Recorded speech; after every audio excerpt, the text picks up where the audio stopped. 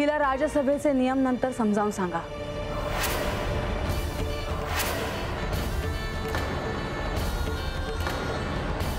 प्रथम तिने तिचे काय काम आहे याची नोंद करायला हवी आणि अनुमती घेऊन इथे यायला हवे।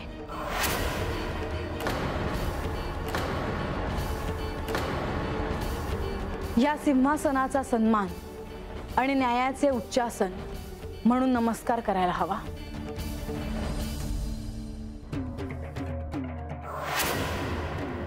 तुझे काय काम आहे? मला सत्य काय हाय, म्या कोण हाय हे समजून घ्यायचं आहे। मला देवांचं चरित्र कसं कळणार, म्हणून आख्यान कधी होणार आहे हे विचाराया मी आले आहे। माझं म्हणणं आहे का आता आख्यान सुरू व्हावं। तो अधिकार तू गमावला आहेस।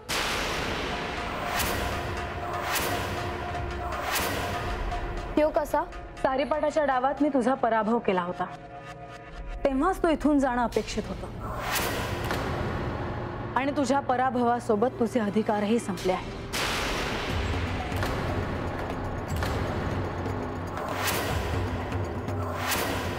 पर तुम्हीच मला अवतान पाठवलं होतं आणि म्हणून मी आले आहे। त्याचा तू अभ्यास केलास।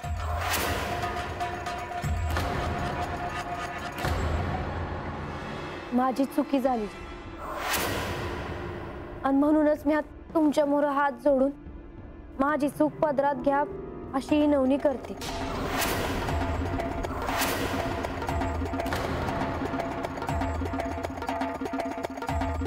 म्हाळसा, तू क्षमाशील आहेस। भौतिक सुखापैकी तिने काहीच मागितलं नाही, तेव्हा तू तिची मागणी मान्य कर। गणेश, मी हा निर्णय तुझ्यावर सोपवते आहे।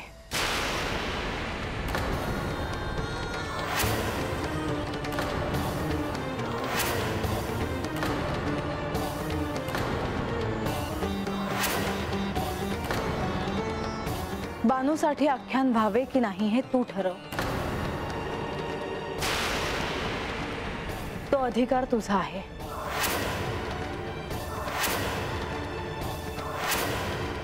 गणेश, फार विलंब नको।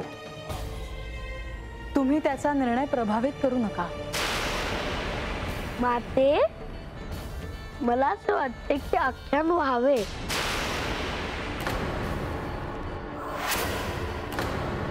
आणि त्यात बानूला ते श्रवण करण्याची संधी मिळावी।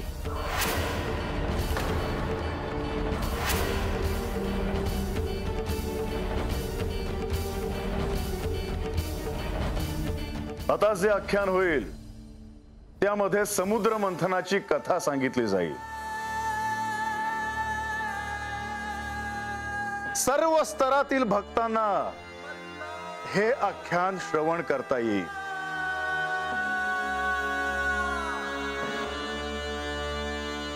प्रधानजी, ह्या आख्यानाचं स्थळ काय असावं ह्याचे नियोजन आपण करावे।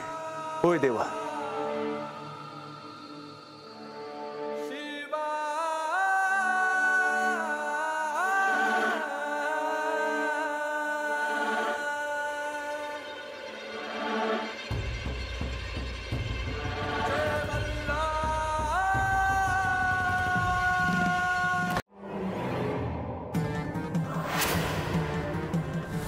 मला असं वाटते की आख्यान व्हावे आणि त्यात बानूला ते श्रवण करण्याची संधी मिळावी।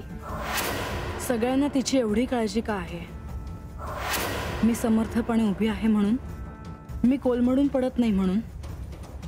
माझा तो स्वभावच नाही। सगळं जग जरी विरुद्ध केलं तरी मी ठामपणे उभी राहीन। आज जेजुरीत या समुद्र मंथनाच्या आख्यानाचा घाट घातला गेला आहे।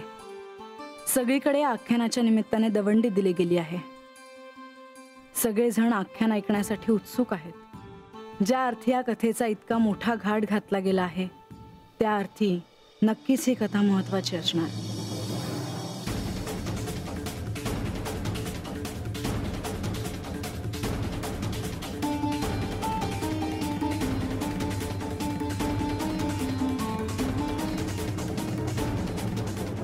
म्हाळसा अजून जागी आहेस का? हो, सकाळ होण्याची वाट पाहते आहे.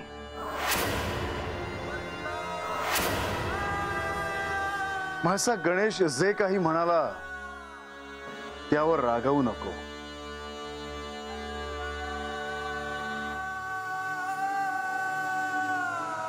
हो, तुम्हाला केवळ माझा रागच दिसतो, पण त्या रागाचे कारण कळत नाही. पती असूनही आणि आराध्य असूनही. म्हाळसा, माझ्या ध्यानात आहे ते, पण मला तुला एक सांगायचे आहे. समुद्र मंथनाच्या कथेत मी तुला जे काही सांगितले आहे आणि यापुढे आता जे काही सांगितले जाणार आहे त्याकडे ध्यान दे. कारण आता हे आख्यान सर्वांसमक्ष होणार आहे. सर्वांनाच त्याचा लाभ घेता येणार आहे. हो, बानूलाही ते महत्वाचे. म्हाळसा, प्रत्येक गोष्टीत तिला वाटेकरी व्हायचे आहे. माझं, केवळ माझं असं काहीच राहिलं नाही. तिला सगळ्यांची सहानुभूती मिळणार.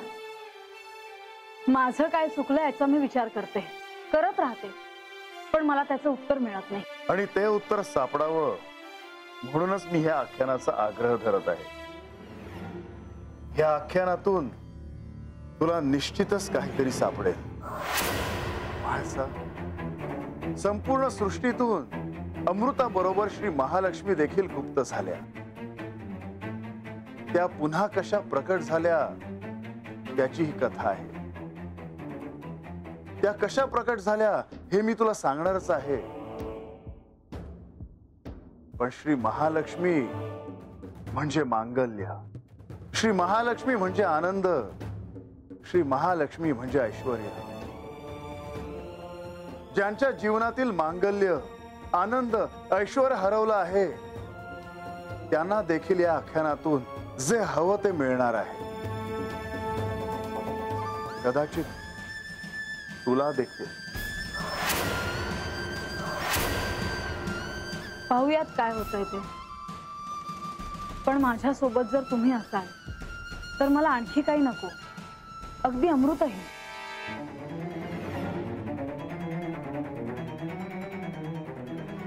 म्हाळसा, मी तुझ्याच सोबत आहे. पण एक गोष्ट ध्यानात घे, ही फार मोठी संधी आहे तुझ्यासाठी आणि माझ्यासाठी. म्हाळसा, मला आता हे सहन होत नाही. एकदा का तुला स्मरण झाले की मी माझ्या सर्व वचनातून मुक्त होईल.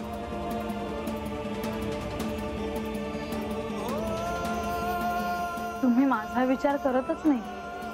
हे सर्व तुझ्यासाठी आहे आणि माझ्यासाठीही.